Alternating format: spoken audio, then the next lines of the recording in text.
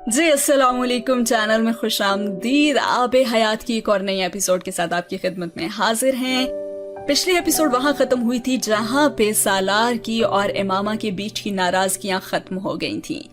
जी तो अगला सीन वहां से शुरू होता है एक नई सुबह से, जब उसकी आंख सालार से पहले खुलती है। अलार्म सेट टाइम से भी 10 मिनट पहले बजना शुरू हो जाता है। चंद मिनट तो वो इसी तरह बिस्तर में पड़ी रहती है और उस बेचारी को तो अंदाजा भी नहीं हो पाता खुशी के मारे कि रात का कौन सा पहर है। बेड साइड टेबल पर पड़ा अलार्म क्लॉक उठाकर उसने टाइम देखा और फिर साथ ही अलार्म ऑफ कर दिया। बड़ी एहतियात से वो उठकर बिस्तर में बैठी। साइड टेबल का लैंप बड़ी एहतियात से ऑन करते हुए उसने स्लीपर्स ढूंढे। फिर उसने खड़े होते हुए साइड टेबल का लैंप ऑफ कर दिया और तभी उसने सालार की साइड के लैंप को ऑन होते देखा। वो किस वक्त बेदार हुआ था इमामा को अंदाजा नहीं हुआ था। तभी वो उससे कहने लगी, मैं तो समझी थी आप सो रहे हैं। उसने सालार के सलाम का जवाब देते हुए कहा था, हाँ अभी उठाऊं कमरे में आहट की वजह से। वो इसी तरह लेटे लेटे अब अपना सेलफोन देख रहा था। लेकिन मैंने तो कोई आवाज नहीं की, मैं तो कोशिश कर रही थी कि तुम डिस्टर्ब ही ना हो। इमामा कुछ हैरान हुई थी। मेरी नींद ज्यादा गहरी नहीं है इमामा, कमरे में हल्की सी भी आहट हो तो मैं जाग जाता हूँ। उसने गहरा सांस लेते हुए सेल साइड टेबल पर रखा। मैं आइंदा एहतियात करूंगी, उसने कुछ मासूम खाना अंदाज में कहा। अरे जरूरत नहीं, मुझे आदत है इसी तरह की नींद की और अब मुझे फर्क भी नहीं पड़ता। उसने बेड पर पड़ा एक और तकिया उठाकर अपने सर के नीचे रखा और आंखें बंद कर ली। वो वॉशरूम में जाने से पहले चंद लम्हे से देखती रही। हर इंसान एक किताब की तरह होता है, खुली किताब जिसे कोई भी पढ़ सकता है। सालार भी उसके लिए खुली किताब था, लेकिन चाइनीज जुबान में लिखी हुई किताब। Wow wow amazing. इस दिन उसने और सालार ने सहरी इकट्ठे की और हर रोज की तरह सालार फुरकान के साथ नहीं गया। वो शायद पिछले कुछ दिनों की शिकायतों का अजाला करने की कोशिश कर रहा था। गुड। इमामा का मूड रात को ही बहुत अच्छा हो गया था और उसमें मजीद बेहतरी उसकी उस तवज्जो ने दी थी।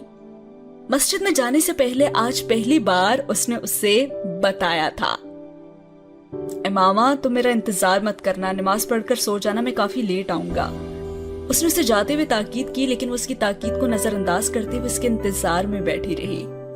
इंतजार तो लड़की की किस्मत में लिखा जा चुका है, वो ना चाहते हुए भी इंतजार तो करती ही है, सब कुछ जानते हुए भी। वो 8:30 बजे उसके ऑफिस जाने के बाद सोई थी। दोबारा उसकी आंख 11 बजे डोर बेल की आवाज पर खुली। नींद में अपनी आंखें मसलते हुए उसने बेडरूम से बाहर निकलकर अपार्टमेंट का दाखिली दरवाजा खोला। 40-45 साल एक औरत ने उसे बेहद पुरतजस्सुस नजरों से देखते हुए सलाम किया। मुझे नौशीन बाजी ने भेजा है, उसने अपना तारुफ कराया। इमामा को एकदम याद आया कि उसने नौशीन को सफाई के लिए मुलाजमा को कल के बजाय अगले दिन भेजने के लिए कहा था और उसे रास्ता देती हुई दरवाजे से हट गई। इतनी खुशी हुई जब नौशीन बाजी ने मुझे बताया कि सालार साहब की बीवी आ गई है। मुझे तो पता ही नहीं चला कि कब शादी कर ली सालार साहब ने। इमामा के पीछे अंदर आते हुए मुलाजमा की बातों का आगाज हो गया था। अच्छा कहाँ से सफाई शुरू करनी है तुमने? इमामा की फौरी तौर पर समझ नहीं आया कि उसे सफाई के बारे में क्या हिदायत दे। अब्बा जी आप तो फिक्र ही ना करें, मैं कर लूंगी आराम से, आप चाहें तो आराम से सो जाएं। हाँ, मुलाजमा ने उसे फौरी ऑफर की। ये शायद उसने उसकी नींद से भरी हुई आंखों को देखकर कहा था, नहीं तुम लाउंज से सफाई शुरू करो, मैं भी आती हूँ।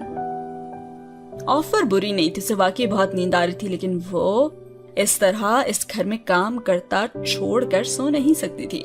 खैर वॉशरूम में आकर उसने मुंह पर पानी के छींटे मारे, कपड़े तब्दील करके बाल समेटे और लाउंज में निकल आई। मुलाजमा डस्टिंग में मसरूफ थी। लाउंज की खिड़कियों के ब्लाइंड्स अब हटे हुए थे। सूरज अब पूरी तरह नहीं निकला था, लेकिन अब धुंध ना होने के बराबर थी और लाउंज की खिड़कियों से बाहर पौधे देखकर उसे उन्हें पानी देने का ख्याल आया। मुलाजमा एक बार फिर गुफ्तगू का आगाज करना चाहती थी, लेकिन उसे बालकनी की तरफ जाते देखकर बिल्कुल चुप हो गई। जब वो पौधों को पानी देकर फारिग हुई तो मुलाजमा लाउंज को साफ करने के बाद अब सालार के उस कमरे में जा चुकी थी जिसे वो स्टडी रूम की तरह इस्तेमाल करता था। बीबी साहब सालार साहब बड़े ही अच्छे इंसान हैं। तो तकरीबन 1.5 घंटे में अपार्टमेंट की सफाई करने के बाद इमामा ने उससे चाय का पूछा था। चाय पीते हुए मुलाजमा ने एक बार फिर उससे बातों का सिलसिला शुरू कर दिया। एक तो ये जो मुलाजमा खातूनें हैं ये बड़ी बातें करती हैं। इमामा उसके तबसरे पर सिर्फ मुस्कुराकर खामोश हुई। है क्या आप बीबी साहब उनकी तरह बोलती ही नहीं है? मुलाजमा ने उसके बारे में अपना पहला अंदाजा लगाया। अच्छा तो क्या सालार बोलता नहीं है? इमामा ने जानबूझकर उससे मौजूए गुफ्तगू बनाया। कहाँ जी, हमीद भी यही कहता है साहब जी के बारे में। मुलाजमा ने शायद सालार के मुलाजिम का नाम लिया था। लेकिन बाजी एक बात बताऊं, बड़ी हया है आपके आदमी की आंख में।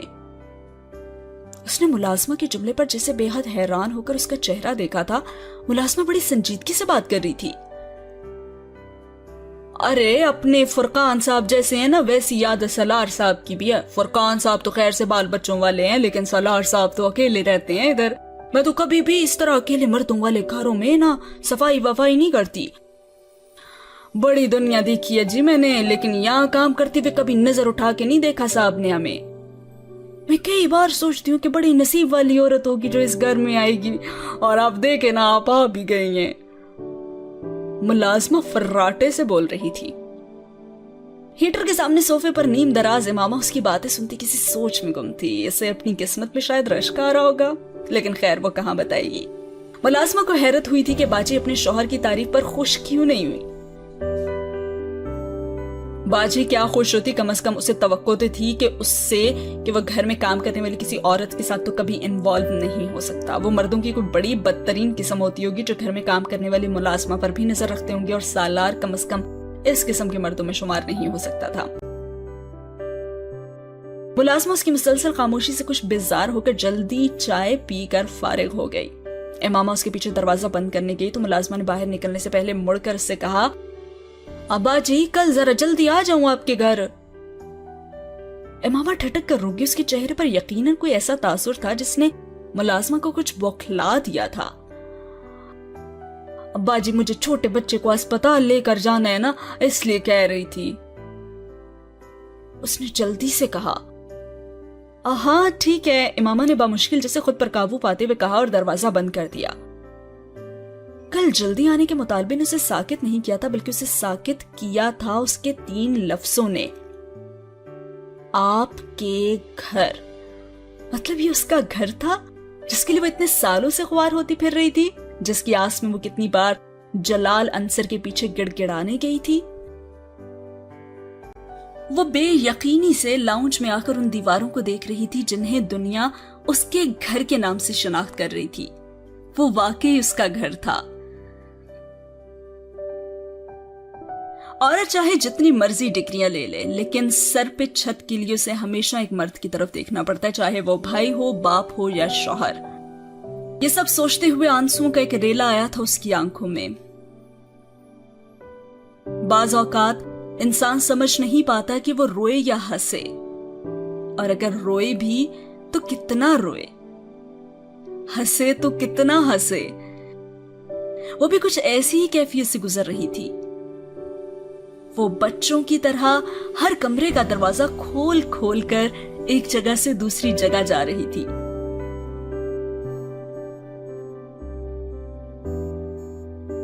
वो जा सकती थी वहां, वो जो चाहे कर सकती थी। ये उसका घर था, हाँ उसका अपना घर। यहाँ कोई जगह उसके लिए इलाका गैर नहीं थी। उसे बस इतनी सी ही दुनिया चाहिए थी अपने लिए, कोई ऐसी जगह जहां वो इस्तेहकाक के साथ रह सकती हो। सालार यकदम जैसे कहीं पीछे चला गया था। घर के मामले में औरत के लिए हर मर्द पीछे ही रह जाता है। सालार ने इसे 2 बार वक्फे से सेल पर कॉल की, लेकिन इमामा ने रिसीव नहीं की। सालार ने तीसरी बार लैंडलाइन पर कॉल की तो इस पर इमामा ने रिसीव की, लेकिन उसकी आवाज सुनते ही सालार को अंदाजा हो गया था कि वो रो रही थी। इसे उसकी आवाज भर्राई हुई लगी और वो बहुत परेशान हुआ। क्या हुआ इमामा? नहीं कुछ नहीं। वो दूसरी तरफ जैसे अपने आंसू और आवाज पर काबू पाने की कोशिश कर रही थी। अरे क्यों रो रही हो, बताओ ना।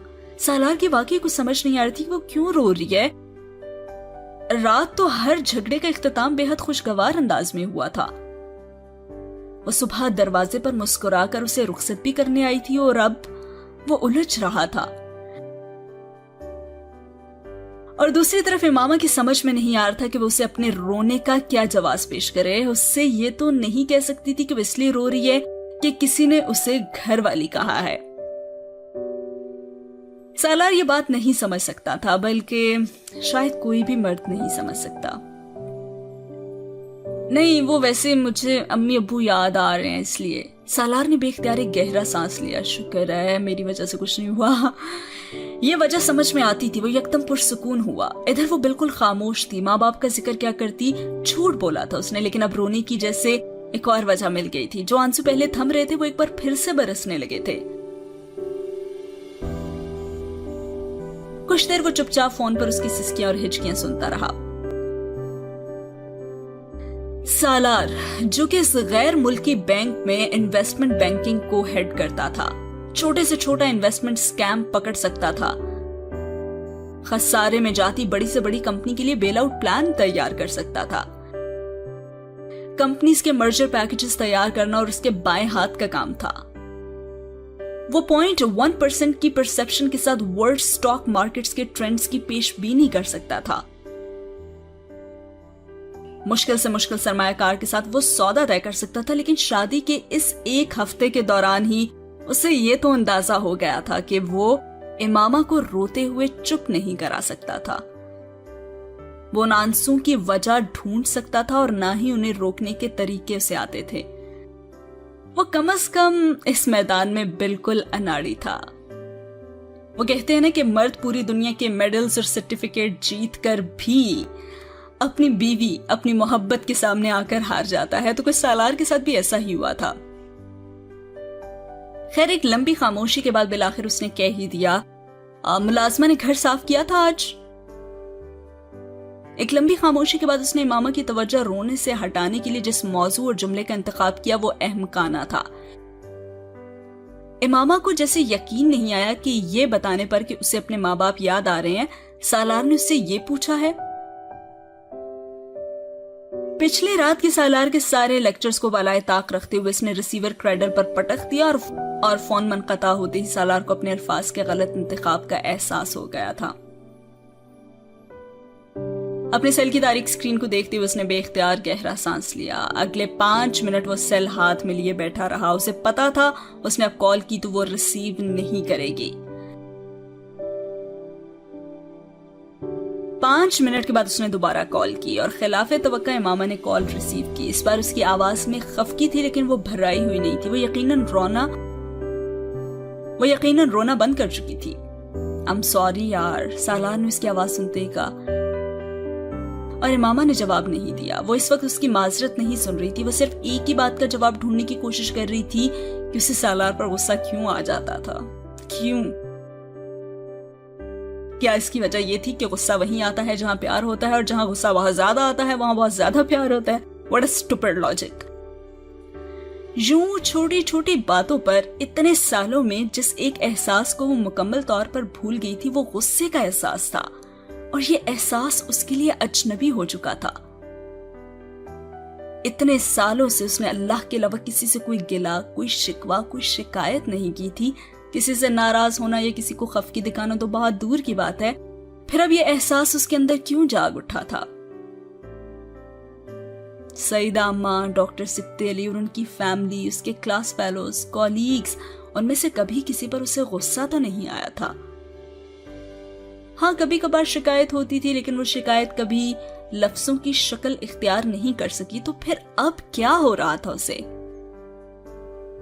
तभी सालार ने बोला, इमामा कुछ तो कहो, अब वो नमाज का वक्त निकल रहा है, मुझे नमाज पढ़नी है। उसने उसी उलझे हुए अंदाज में उससे कहा। अच्छा ये बताओ तुम खफा तो नहीं हो ना? सालार ने उससे पूछा। नहीं, उसने मध्यम आवाज में कहा। और नमाज के बाद देर तक उसी एक सवाल का जवाब ढूंढती रही और उसे जवाब मिल गया। 9 साल में उसने पहली बार अपने लिए किसी की जुबान से मोहब्बत का इजहार सुना था।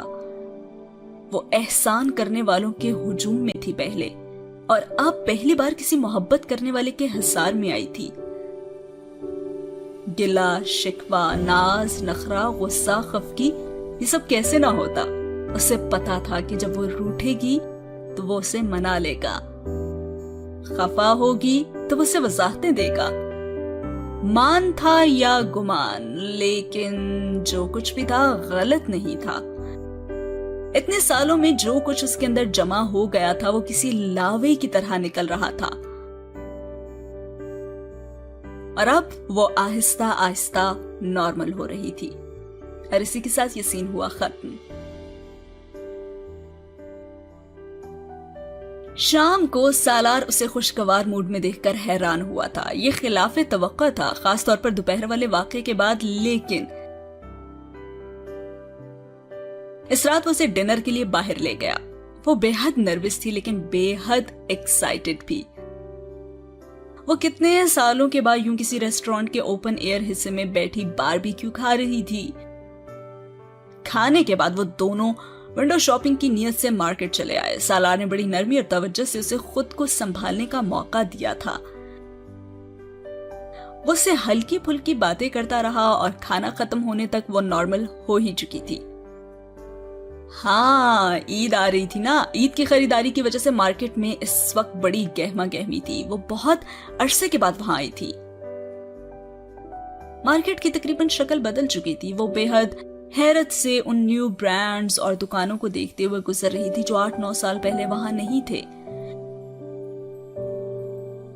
डॉक्टर सिप्तेली की बेटियां या सईदा अम्मा के बेटे अपनी फैमिलीज के साथ जब भी आउटिंग के लिए बाहर निकलते वो उसे भी साथ ले जाने की कोशिश तो करते, लेकिन वो उनके साथ बाहर ना जाने का फैसला करती थी। वो उनमें से किसी के लिए मजीद किसी मुसीबत का बायस नहीं बनना चाहती थी। शादी को वो सिर्फ रहने की जगह की तब्दीली समझ रही थी। हालात की तब्दीली के बारे में उसने कभी नहीं सोचा था। लेकिन मौजज़ात होते हैं, शाज़ो नादिर ही सही, लेकिन होते तो जरूर हैं। इमामा कुछ लोगी तुम? सालार की आवाज पर वो बेख्तियार चौंकी। हाँ, कॉफी, उसने झिझक कर कहा। अरे मैं शॉपिंग की बात कर रहा था, उसने कहा। नहीं, मेरे पास सब कुछ है, मामा ने मुस्कुरा कर कहा। वो तो अब मेरे पास भी है। उसके चेहरे पर बेख्तियार सुर्खी दौड़ी थी। तुम्हें मेरी तारीफ अच्छी लगी? सालार बाज आ जाओ, मैंने तुम्हें यहां तारीफ करने को कहा था क्या? वो बेसाख्ता झिंपी। तुमने जगह तो नहीं बताई थी, सिर्फ ये कहा था कि मुझे तारीफ करनी चाहिए, बस। वो उसे छेड़ते हुए महसूस हो रहा था।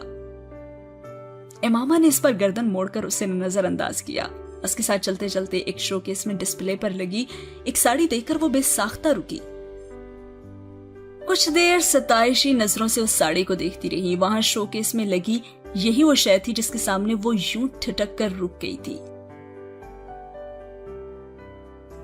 सालार ने एक नजर उस साड़ी को देखा और फिर उसके चेहरे को और बड़ी सहूलत के साथ कहा,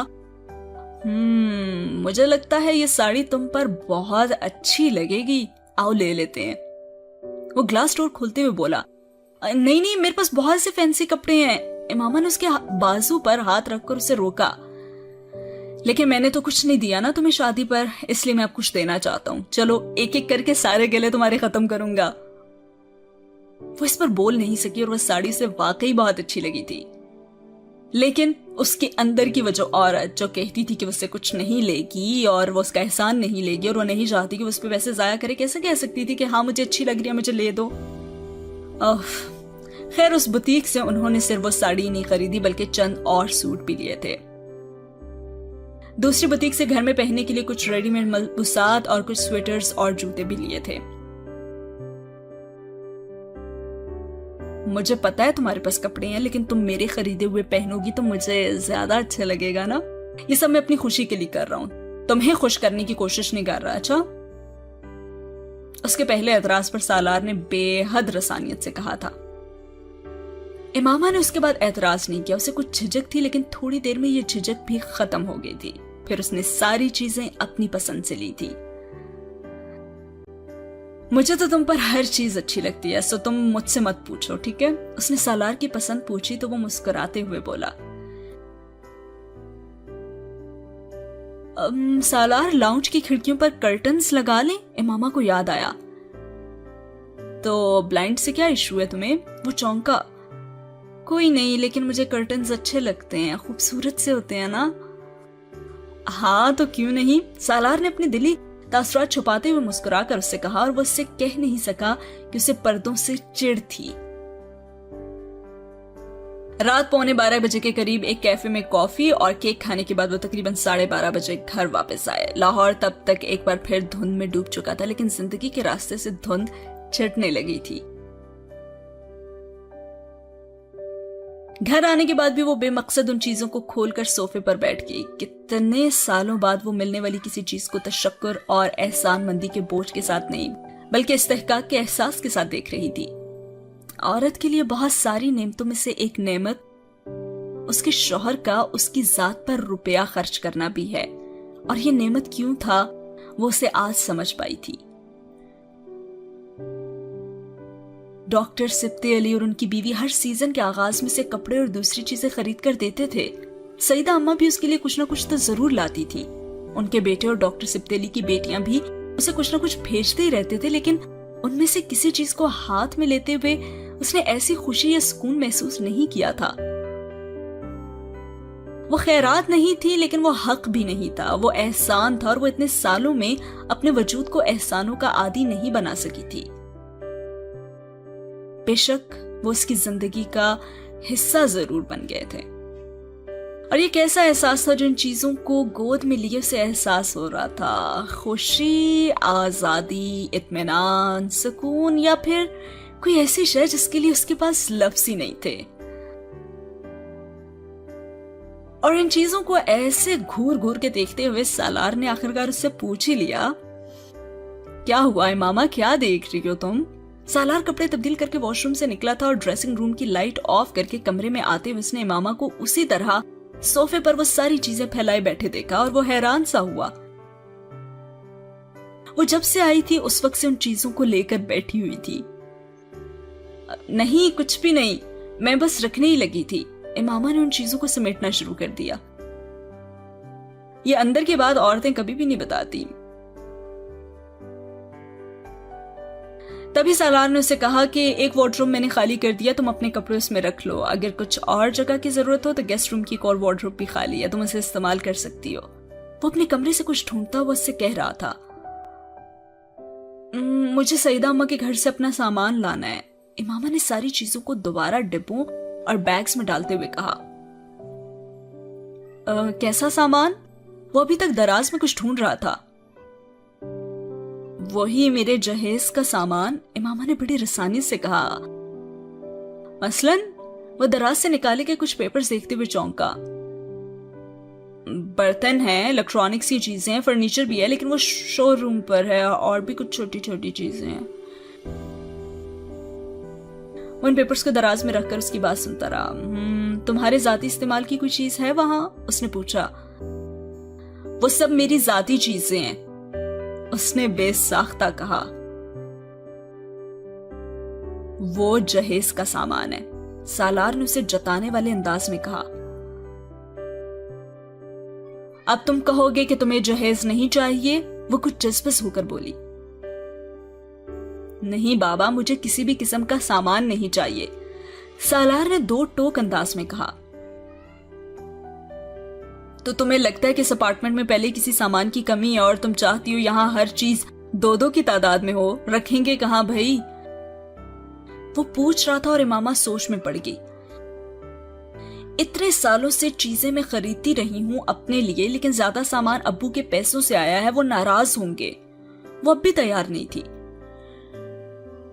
डॉक्टर साहब ने अपनी तीनों बेटियों को जहेज दिया है? वो अब पूछ रहा था। नहीं दिया ना? तुम्हें कैसे पता? वो चंद लम्हे बोल नहीं सकी। उन्होंने हमें खुद बताया था, उसने कहा। उनकी तीनों बेटियों की शादियां फैमिली में हुई हैं, इसलिए, इमामा ने कहा। ट्रस्ट मी, मैं भी जहेज लेकर ना आने पर तुमसे बुरा सलूक नहीं करूंगा। ये डॉक्टर साहब का तोहफा होता तो मैं जरूर रखता, लेकिन ये उन्होंने तुम्हारी सिक्योरिटी के लिए दिया था, क्योंकि तुम्हारी शादी किसी ऐसी फैमिली में हो रही थी जिनके बारे में वो मुकम्मल तौर पर शायद नहीं जानते थे, लेकिन मेरे बारे में तो वो जानते हैं ना, और तुम भी।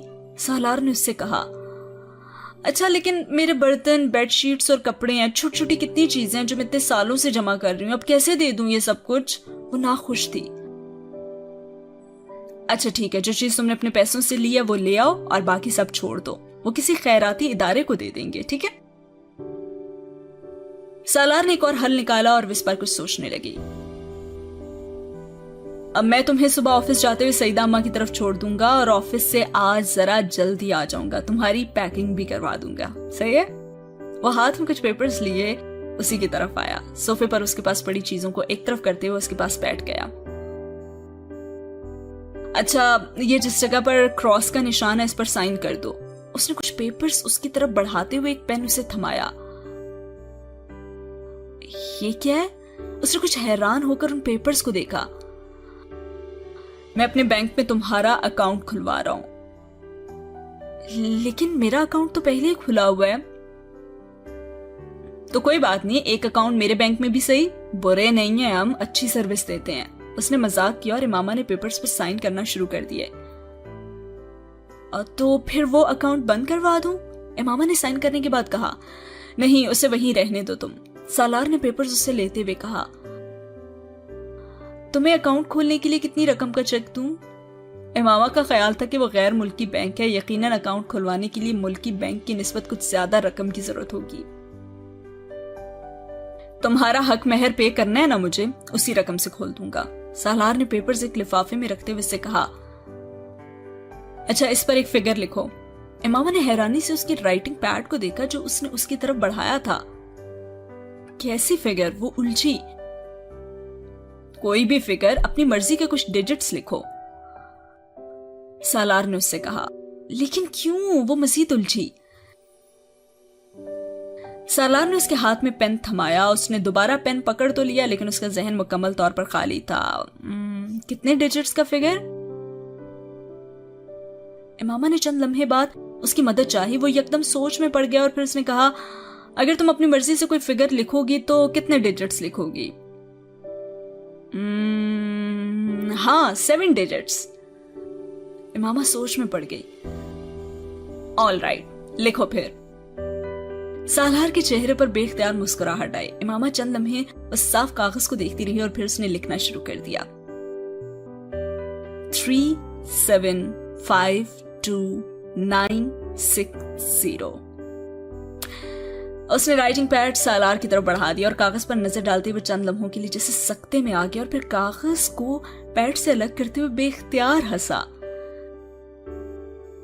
تبھی امامہ نے اس کا رد عمل دیکھتے اس سے پوچھا کیا ہوا؟ کچھ نہیں، کیا ہونا تھا؟ کاغذ کو طے کرتے ہوئے اس نے امامہ کے چہرے کو مسکراتے ہوئے بے حد گہری لیکن عجیب نظروں سے دیکھا۔ ارے بتائیں نا، اس طرح کیوں دیکھ رہے ہیں مجھے؟ اس کی نظروں سے الجھی۔ تمہارا شوہر ہوں، دیکھ سکتا ہوں نا تمہیں؟ امامہ کو احساس نہیں ہوا، بڑی صفائی سے بات بدل رہا تھا۔ اس سے بات کرتے ہوئے وہ غیر محسوس انداز میں کاغذ بھی اس لفافے میں ڈال چکا تھا۔ اچھا تم مجھے بتاؤ کہ تم نے مجھے ساڑی پہن کر کیوں نہیں دکھائی؟ تو رات کے اس پہر میں تمہیں ساڑی پہن کر دکھاؤں؟ وہ بے اختیار ہنسی۔ وہ اس کے پاس سے اٹھتے ہوئے رک گیا۔ وہ پہلی بار اس طرح کھلکھلا کر ہنسی تھی یا پھر شاید وہ اتنے قریب سے پہلی بار اسے ہنستے دیکھ رہا تھا۔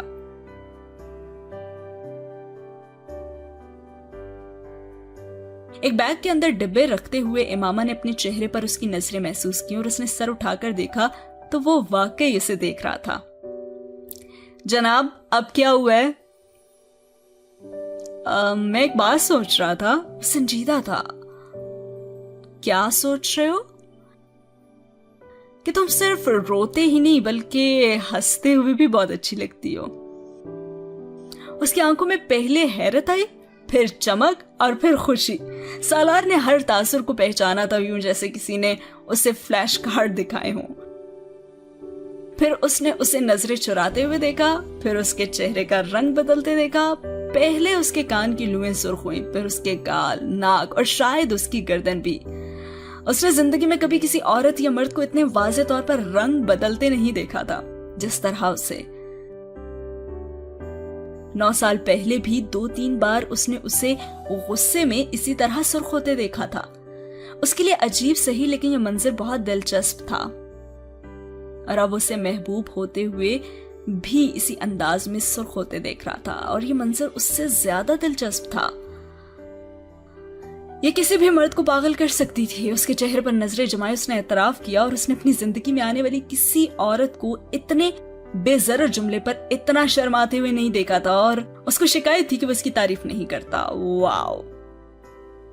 سالار کا دل چاہا کہ وہ اسے کچھ اور چھیڑے، لیکن وہ بظاہر بے حد سنجیدگی سے اسے نظر انداز کرتے ہوئے چیزیں بیگ میں ڈال رہی تھی، لیکن اس کے ہاتھوں میں ہلکی سی لرزش ضرور تھی، اور وہ اس کی نظروں سے یقیناً کنفیوزڈ ہو رہی تھی۔ کچھ چیزیں ایسی ہوتی ہیں کہ انہیں گھر میں لانے کے بعد آپ کو سمجھ نہیں آتا کہ آپ انہیں کہاں رکھیں، کیونکہ آپ انہیں جہاں بھی رکھتے ہیں اس چیز کے سامنے وہ جگہ بے حد بے مایا سی لگتی ہے، اور پھر کچھ چیزیں ایسی ہوتی ہیں جنہیں گھر میں لانے کے بعد انہیں جہاں بھی رکھیں وہی جگہ سب سے انمول اور قیمتی ہو جاتی ہے، اور اس کی سمجھ میں نہیں آ رہا تھا امامہ اس کے لیے ان چیزوں میں سے کون سی تھی۔ وہ وہیں بیٹھی رہی، سالار نے پلٹ کر نہیں دیکھا۔ وہ ان پیپرز کو اب بیڈ سائڈ ٹیبل کی دراز میں رکھ رہا تھا۔ پلٹ کر دیکھتا تو شاید امامہ کی نظریں اسے حیران کر دیتی، کیونکہ آج پہلی بار اسے محبت کے ساتھ احترام بھی اس کی نگاہوں میں نظر آیا تھا۔ اور ساتھ ہی یہ سین ہوا ختم، اور اسی کے ساتھ یہ ایپیسوڈ بھی۔ آپ کو آج کی ایپیسوڈ کیسی لگی ہمیں کامنٹ باکس میں ضرور بتائیے گا، اور اگر آپ چاہتے ہیں کہ اگلی ایپیسوڈ بہت جلدی آئے تو چینل کو سبسکرائب اور ویڈیو کو لائک کرنا بالکل نہ بھولیے گا۔ بہت شکریہ۔